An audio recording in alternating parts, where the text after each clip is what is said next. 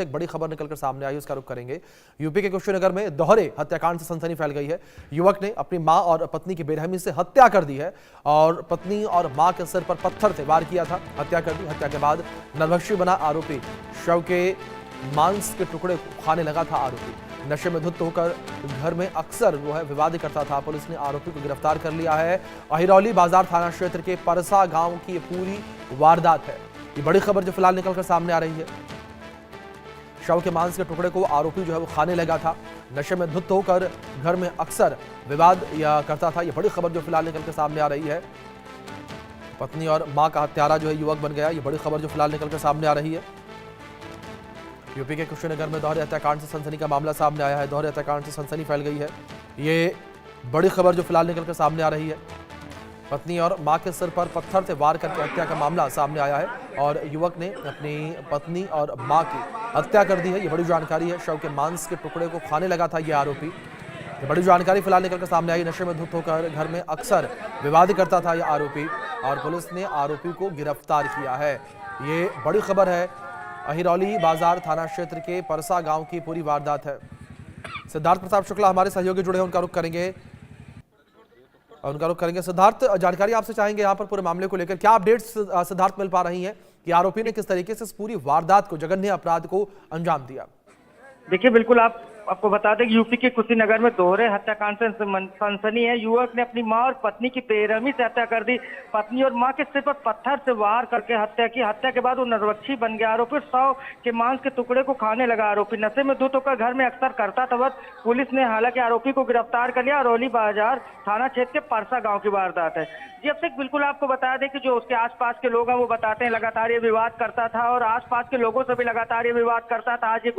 आज ये शराब के नशे में था। उसके बाद इसने मां और अपनी पत्नी की हत्या कर दी और ये हमेशा परिवार में विवाद करता था। जो आसपास के लोग हैं उनका कहना है कि ये हमेशा मां से पैसे की मांग करता था और ये हमेशा मां और पत्नी को मारता पीटता था। और आपको पड़ोसियों इससे किसी से संबंध भी अच्छे नहीं थे। आज ये दोपहर में आता है, उसके बाद ये ईंटे से वार करके उनकी हत्या कर देता है। जी सिद्धार्थ, दूसरी ओर अगर बात करें इस पूरे अपराध को लेकर, जिस तरीके से यहाँ पर आरोपी ने हत्या तो की ही, लेकिन जानकारी ये भी सामने आई कि वो अपने मां के शव से मांस को नोचकर खा रहा था। देखिए, बिल्कुल आपको बता दें नशे में धुत था और ये नरभक्षी जैसी हरकत कर रहा था। आप समझ सकते हैं रिश्तों को शर्मसार करने वाली ये घटना है अभिषेक। और आप समझ सकते हैं नरभक्षी तरीके से मांस को खा रहा था और वो भी अपनी मां का, जिस मां ने उसको पैदा किया और कल इसको पाला पोसा। इस तरीके से लोग लगातार ये कह रहे थे कि पहली बार ऐसी घटना नहीं, इसने मां को इसके पहले भी मारा पीटा था। हमेशा मार पीट करता था, उनसे हमेशा शराब के लिए पैसे की मांग करता था। पत्नी को हमेशा मारता था, छोटे छोटे बच्चों को मारता था। कई बार इस मामले को लेकर पुलिस से शिकायत भी की गई थी और पुलिस ने आपसी सुलह समझौता कराकर घर वापस भेज दिया था। लेकिन आज इसने हत्या कर दी। उसके बाद नरभक्षी की तरीके से मांस के टुकड़े को खा रहा था। तो कहीं ना कहीं मानवता को शर्मसार करने वाली घटना है। हालांकि आरोपी को गिरफ्तार कर लिया गया है। आस पड़ोस के लोग बताते हैं कि लगातार ये शराब के नशे में रहता था। ये सुबह से लेकर शाम तक केवल शराब के नशे में रहता था और लगातार ये पैसे की मांग करता था और घर वालों के ऊपर हमेशा दबाव बनाता था कि उसे पैसे दे। अगर जब वो पैसे नहीं मिलते थे शराब के पीने के लिए तो वो जो मां और पत्नी के साथ मारपीट करता था। जी सिद्धार्थ, परिवार के लोगों को बात करें लेकर, तो क्या परिवार में और कोई है शामिल? कुछ कहा गया परिवार के द्वारा इस पूरे मामले को लेकर?